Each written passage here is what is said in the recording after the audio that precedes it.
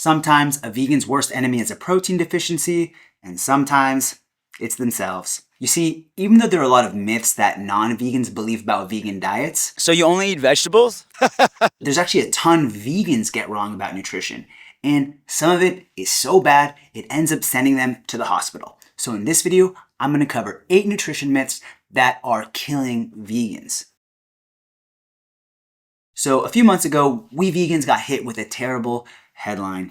Another vegan celebrity had fallen. This time, it was Lizzo. Luckily, it was after she'd been canceled, so we weren't that sad to lose her. But she did say something really weird in her exit interview that caught my attention. And to be honest, it's something that I've seen a lot of people repeat. While talking about quitting her plant-based diet, she says, "I do believe the vegan diet is still the healthiest diet to have, and I aspire to one day be a raw, alkaline vegan." And it's like, raw alkaline, what the f? Why are you the way that you are? And it's not just Lizzo. Vegan influencers have actually died doing raw vegan diets. Why? Because if you're not eating cooked food, it's much harder to eat half of the vegan food groups, namely legumes and whole grains. Not to mention there isn't any evidence that suggests raw diets are better than whole food plant-based diets. And continuing the quote from Dr. Michael Greger, the only dietary survey I'm aware of found raw food diets deficient in energy, protein, vitamins B12 and D, calcium, selenium, and zinc. Most of that stuff you can get from whole grains and legumes. Weird. And in some cases, cooking vegetables makes them more nutritious. But also, if cooking a vegetable is going to have you eat more of it, just do that. So a whole food plant-based diet with a mix of raw and cooked foods is going to be one of the easiest and healthiest ways you can eat. But that might be both a blessing and a curse, as we'll see in the next myth. The list of benefits of eating a whole food plant-based diet is long. It's been linked to lower risk of diabetes, of heart disease. Hell, even a swap of just 3% of calories from animal protein to plant protein has been linked to a 10% decrease in overall mortality. But notice how it doesn't say 100%? The truth is, people think that eating a whole food plant-based diet makes them completely immune to ever getting sick. I've seen people use it as an excuse not to get vaccinated, not getting cancer treatment, because, hey, it's a whole food plant-based diet. Y'all, I'll be the first one to jump on that train with you. Yes, eating a whole food plant-based diet is going to help reduce your chances of getting a lot of different diseases. But that's the key word, okay? Reduce. You can still get sick, but the good part is there's a good chance eating a plant-based diet can likely help you and make your chances of survival with medical treatment better, not at the exclusion of. So y'all, I'm begging y'all, please remember it does not make you invincible. Still take your health seriously. And on that note, because people feel like they're eating in this all-natural way, they make another huge mistake that could also lead to deadly results. I get it. You're eating lots of healthy fruits, legumes, nuts, and vegetables, and we have this idea that we should be eating the way our ancestors ate, and if it worked for them, well, why wouldn't it work for us? I'm smart. Well, the world we had back then was different. For example, B12 was found in dirt, but now the world we live in is sanitized, so we have to get our B12 through other sources, like supplements. So don't think you don't need supplements just because you're eating a whole food plant-based diet. But the next question is, what exactly should you supplement? All right, that brings me to my next point.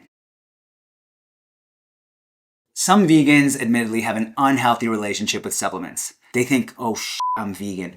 And they go raid CVS for every pill bottle they can find. And this stems from the same problem as before, a lack of comprehensive understanding of what our bodies need. But just like under-supplementing is a problem, so is over-supplementing. For example, it turns out some supplements like vitamin A or calcium can harm you. That's why you need to have a good understanding of what you should be looking for. You should be taking the advice of the nutrition experts.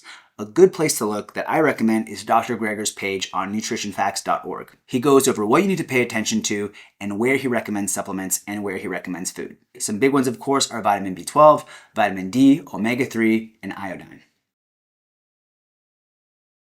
So there's one huge perk about being vegan that no one talks about, and it's when you fly.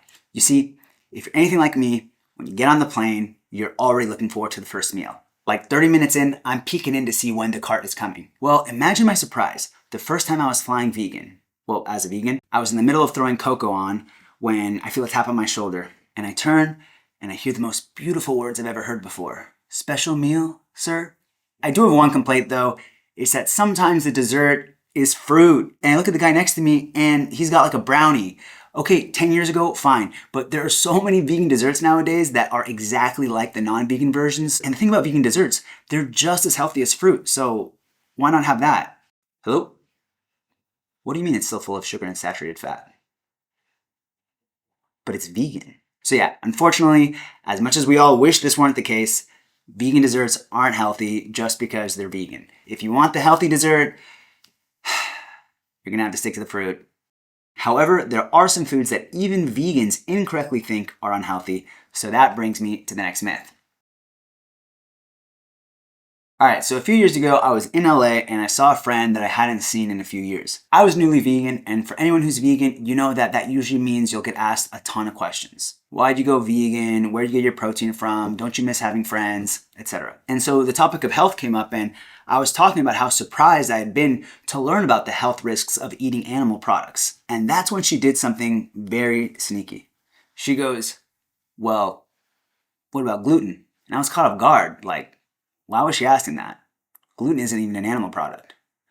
Maybe she thinks gluten is bad for you? So I tried to answer in the most political way. I said, well, I mean, gluten, as long as you're not allergic or anything, should be fine. And as it turns out, she was asking that as a test because she was gluten intolerant, but knew that gluten was okay and was basically just checking if I was just talking BS, basically. But the truth is, many vegans, unfortunately, despite their best intentions, do incorrectly villainize certain things like gluten, which can actually be pretty good for you as long as you're eating it in the form of whole wheat, for example. Which leads me to my next point. Just like the gluten myth, another big myth keeps vegans from eating some of the healthiest foods we have available to us. Like legumes, which is a shame because just eating barely 2 tablespoons worth a day could help us live longer. This next myth is that carbs are bad for you.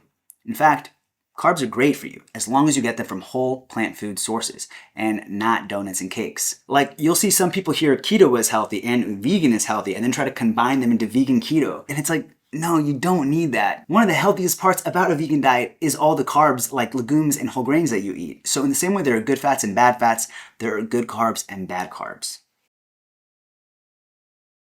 Now, there's one food that for some reason has a reputation that it's some superfood that has every nutrient vegans need. I see it in my comments and it annoys the shit out of me. I'll be like, flaxseed is a great source of omega-3. And people will be like, oh, but don't forget about this food.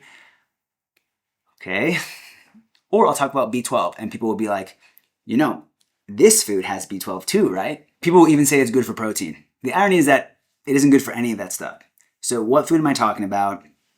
It's spirulina. The idea that it's this all-powerful superfood will just not die. We gotta put it on a raw vegan diet. No, spirulina is not a significant source of B12, and no, it's not a significant source of omega-3, and nobody's eating enough spirulina for it to be a good source of protein, okay? So just drop it. Hijo. ¿Sí? ¿Dónde te dejo la espirulina que me encargaste? You can just leave it on the counter. Gracias. Makes my smoothies pretty, okay? But there actually is a way to eat that'll give you all the benefits that the spirulina stands promised. You just need to know what food to look for. And today, it's easier than ever to get them into your diet. And in this video, I show you exactly how to do that. So check it out next.